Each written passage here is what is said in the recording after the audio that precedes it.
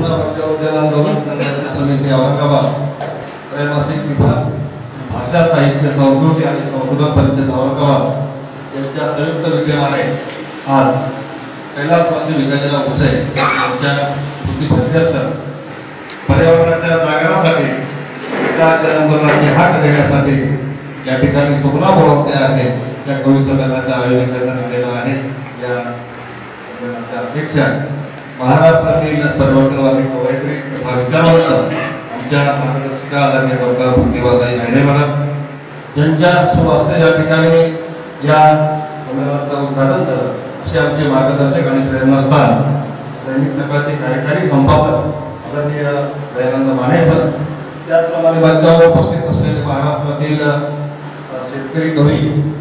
आमचे मित्र डॉक्टर ललित धाने सर, कार्यक्रमाचं सुंदर असं संचालन करणारे ठाकरे सर,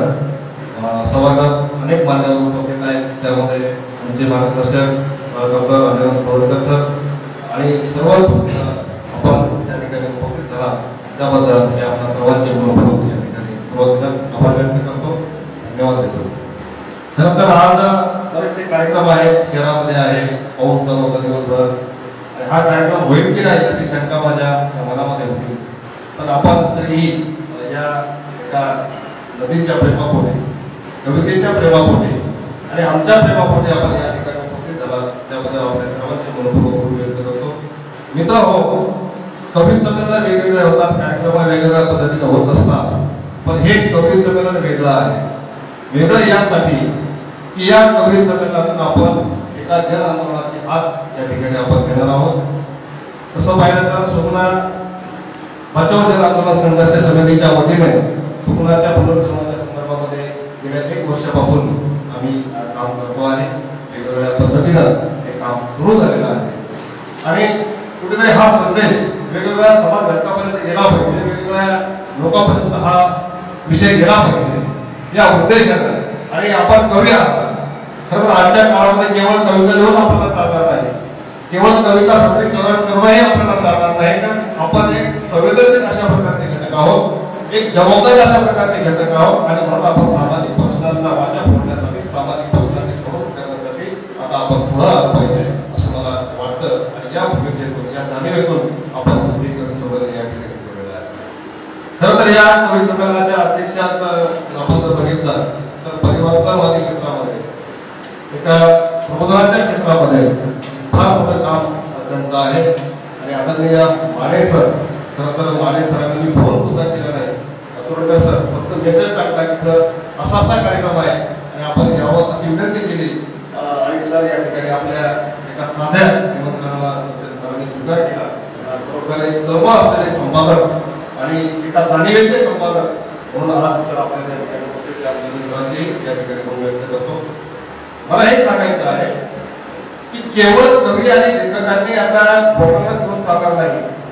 वर्णन करण्यामध्ये धन्यता घालण्यापेक्षा आपल्याला आता या व्यवस्थेच्या विरोधामध्ये बंद करून उठावं लागेल,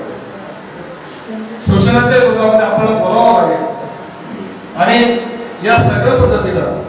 केवळ लिहिणं, खूप लोकांनी लिहिलं, खूप लोक लिहित आहेत, खूप पुस्तकं येत आहेत, कविता संग्रह येत आहेत, वेगवेगळ्या प्रकारच्या कादंबऱ्या येत आहेत, पण केवळ आपल्याला लिहून चालणार नाही, केवळ सांगून चालणार नाही, बोलून चालणार नाही, तर आपल्याला प्रश्नांची सोडवणूक करण्यासाठी वेगवेगळ्या संस्था संघटनांच्या माध्यमातून आता धर्म आपल्याला पुढे यावं लागणार आहे।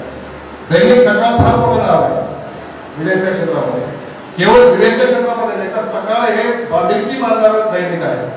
बांधिलकी रोखवणारं दैनिक आहे, बांधिलकी सांगणारं दैनिक आहे आणि सामाजिक जाणीवेने काम करणारं दैनिक म्हणून सकाळकडे सर्व मराठी वाचक, सर्व मराठी म्हणून आता पाहतो। कारण सकाळचे वेगवेगळे उपक्रम जर आपण पाहिले तर त्याची आपल्याला साक्षी देईल आणि मला या ठिकाणी सांगावंसं वाटतं की थोडक्यात सर मी सरांना यापूर्वी भेटलो आणि सरांना निवेदन सुद्धा दिलं की सर आपण एक मीडिया पार्टनर म्हणून जर हा विषय सकाळने दत्तक घेतला किंवा नदी जर आपण दत्तक घेतली आणि या आंदोलनाला, या कामाला आपण ताकद दिली तर खऱ्या अर्थाने हे काम पुढे जाईल आणि नक्कीच हे यशस्वी होईल ही विनंती मी सरांना केली, सरांनी सुद्धा ती विनंती मान्य केली। आमची तशी चर्चा मागे या विषयाच्या संदर्भामध्ये केली आहे, म्हणून आपण सरांना या ठिकाणी जाणीवपूर्वक आपण अभिमत केलेलं आहे। कारण दैनिक सकाळने महाराष्ट्रभर वेगवेगळ्या नद्या दत्तक घेण्याचं काम सुरू केलेलं आहे आणि आपल्याच भागामध्ये विशेषतः औरंगाबादमध्ये खाम आणि सुकुना या दोन अतिशय महत्वाच्या नद्या या शहरामध्ये आहेत, या शहरातून जातात आणि एकेकाळी या दोन्ही नद्यांचा उपयोग विशेषतः मलिक यांच्या काळामध्ये या दोन्ही नद्यांचा उपयोग शहराला पाणी पुरवठ्यासाठी केला जात होता. कालांतराने झालं असं की सांडपाणी, ड्रेनेजचं पाणी आणि अतिक्रमण या सगळ्या गोष्टीमुळे त्या दोन्ही नद्या आपल्या लक्षात येतं. आणि म्हणून हा विषय एकतर मीडियामध्ये जावा, आपल्या सर्व कवी बंधवांपर्यंत हा विषय जावा. कारण एक कवी, तर आमची भूमिका अशी काय की त्या भूमिकेतून कविता मस्त दरवर्षी कन्नड कवितेमध्ये आम्ही सावित्री आणि जिजाऊ यांच्या जयंतीच्या दरम्यान आम्ही दरवर्षी कविता महोत्सव घेतो. कविता महोत्सव घेण्याचा उद्देशच आमचा हा आहे की आम्ही एक आंदोलन म्हणून कवितेकडे पाहतो. कवी एक आंदोलनाच्या भूमिकेतून आम्ही कवितेकडे पाहतो आणि आता येणाऱ्या काळामध्ये, आगामी काळामध्ये किंवा वर्तमान काळामध्ये आपल्याला राज्यकर्त्याकडून अपेक्षा करता येणार नाही, वेगवेगळ्या लोकांकडून आपल्याला अपेक्षा करता येणार नाही, पण साहित्यिक आणि कवी आपल्या खऱ्या अर्थाने या व्यवस्थेला न्याय देऊ शकतात आणि हा समाज आपल्याला पुढे घेऊन जाऊ शकतात. एवढंच मी या निमित्तानं सांगतो आणि मी आपल्या सर्व कवींना विनंती करेन की आपण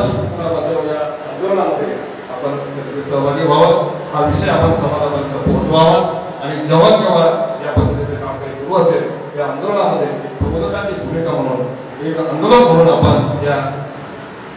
उपक्रमामध्ये आपण सहभागी व्हावं. आपण माझ्या मित्र बांधून या ठिकाणी आला त्याबद्दल पुन्हा एकदा मी आपण सर्वांचे गुण व्यक्त करतो आणि मला न बोलता